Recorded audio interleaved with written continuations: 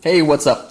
This is a quick rundown of how the deductions work in Alchemists. I know this part of the game can be really confusing and kind of intimidating, so I thought I'd make a quick video just kind of give an idea of how these things work and help people feel a little bit more comfortable with it. I know I've had some people play the game with me and just walk away from it feeling frustrated that this part of the game can just be confusing.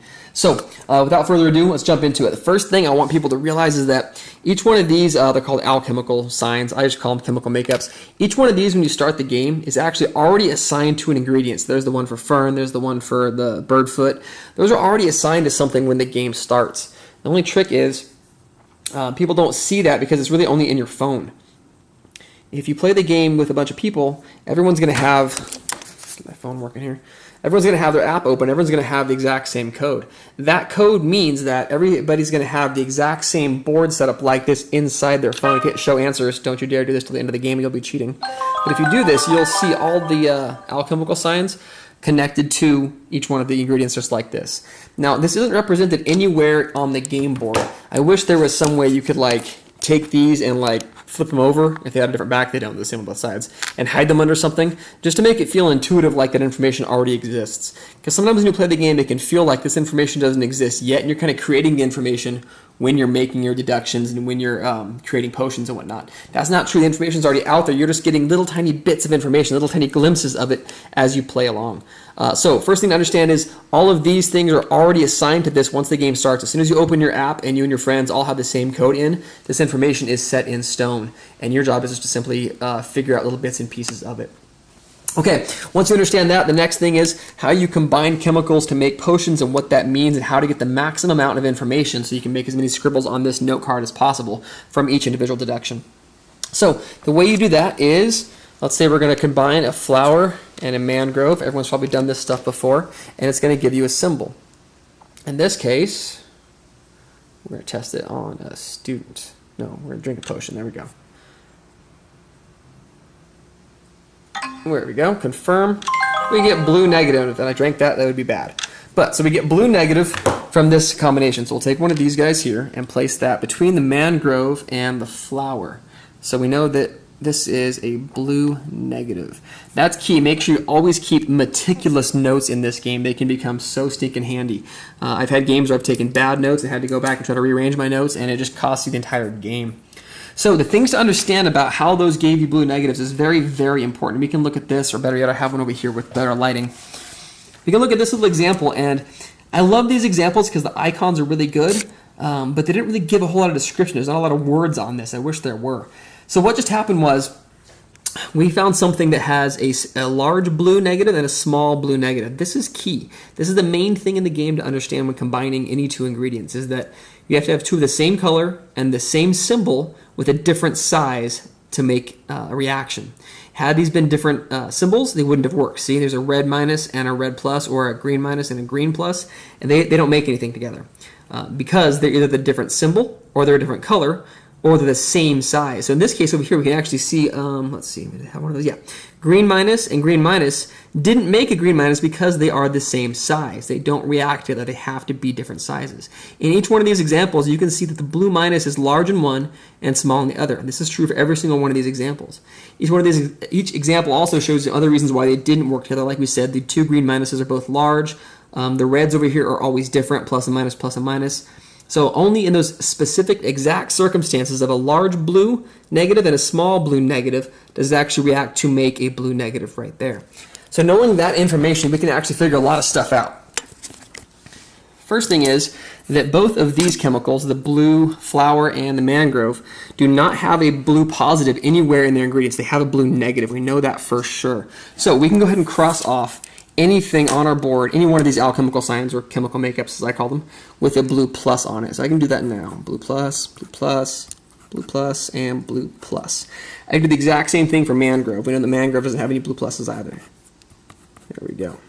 And the other thing that's kind of neat about this, and we can't really note this on the card that well yet, is that we know that one of them is a large blue minus, one's a small blue minus. They're not both large blue minuses, they're not both small blue minuses.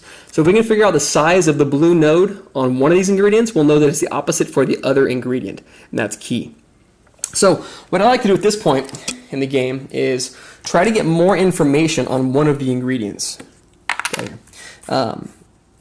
Some people like to get a little bit of information from all the different ingredients. I don't like that idea because then you can have lots of information but really not have any idea where to go with them. I've crossed off 4 of the 8 possibilities on each of these things. And if I had that for every ingredient, well, then I would have kind of a general idea or a half and half idea for each of them, which wouldn't be enough. I would rather kind of get some more concrete information on an individual ingredient. So in this case, what we'll do is we'll take the mangrove and we'll try combining him with the birdfoot this time.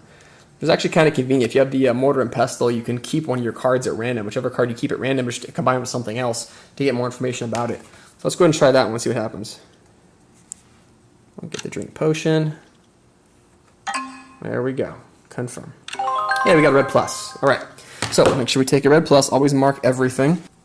Okay, so between the birdfoot and the mangrove, we have a red plus. So we can do the same thing on the note board over here is cross off any red minuses that we saw on those 2 different ingredients because we know that the birdfoot is a red plus, not a red minus. So let's cross off all the red minuses on birdfoot.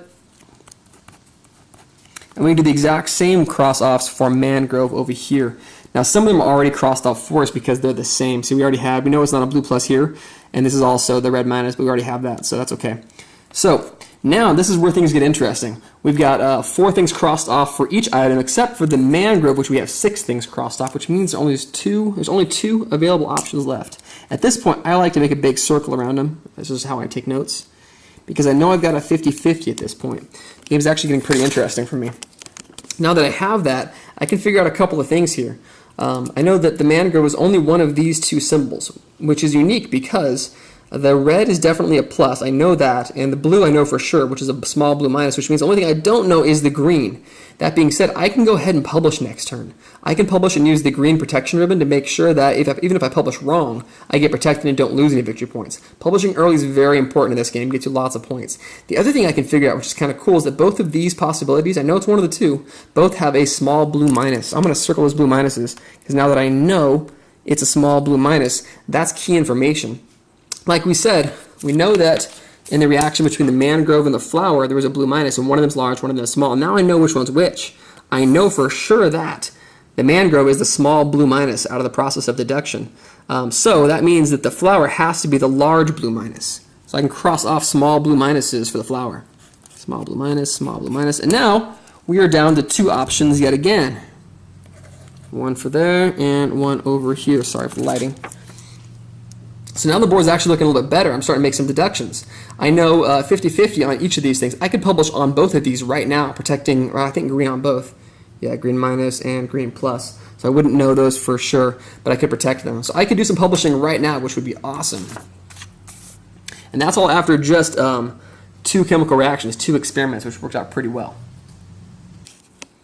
All right, the last thing I wanted to talk about was making neutrals, as you can see right there. Neutrals are kind of confusing at first, but once you understand them, are awesome. They give you so much extra information. They're kind of like a multiplier. So neutrals only ever happen when none of the nodes match. Every single node is completely opposite the other. So as you can see here, the red plus and red minus are completely different. The greens are totally opposite, and blues are totally opposite. There's no way to get a reaction out of those 2 chemicals. So let's see what would happen if we get something like that right now. All right, so drink potion. We get the mushroom and the mangrove. Confirm. Neutral! Okay, so once you have a neutral, again, always note it. This is key. So it goes between the mushroom and the mangrove over here. I think it's right there. So we know that these 2 have exactly nothing in common. So if you were to get this as your first experiment, that would actually be kind of lame because you have no information on either. You would just select neutral. These 2 are not the same. But once you already have some information, it kind of duplicates that information for the other. It almost gives you like a 2x multiplier for any information you get from now on from either one of these 2 ingredients. So here's the key thing. So we know that none of those nodes match. These nodes are actually laid out kind of cool. You can see that each row is dark, and then these 2 rows are light, 2 dark, and 2 light. That's because these 2 are neutral together, these 2 are neutral together, and so forth. They laid that out for you on purpose, which is pretty cool. So if you look carefully, like right here, we can see we've got a red plus and a red minus, green plus, green minus, same thing for blue. So all the neutrals are kind of already paired up together. So because we already know that mangrove is one of these 2, we can know that whichever one of these it is, that mushroom will be the opposite, the neutral for that version. So because the neutral for this one is the one above it, we can go over here and we can actually circle right there on purple that would be the case if that's the case for mangrove. If mangrove is this right here, then we know that this is the neutral for that one. Therefore, mushroom would be this. So we can actually cross everything off of mushroom. We actually got 6 different deductions off that one experiment, which is kind of awesome. So now that we know mushroom is one of these two, we can even make a couple more little quick deductions. We can see that, let's see, it is definitely a small blue plus because these two are the same. So we know it's a small blue plus. Red's definitely a minus. We're not sure if it's big or small. And green we're not sure on. So we could even publish on that now. So after 3 experiments, we know there's 3 things we could publish on because 3 things we have a 50-50 on right now, which is kind of awesome.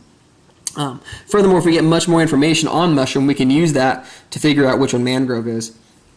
So those neutrals can come in pretty handy.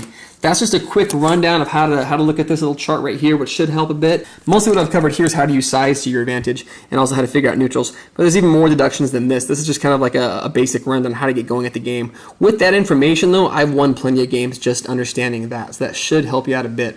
Hope that works. If you have any questions, please comment. Thanks.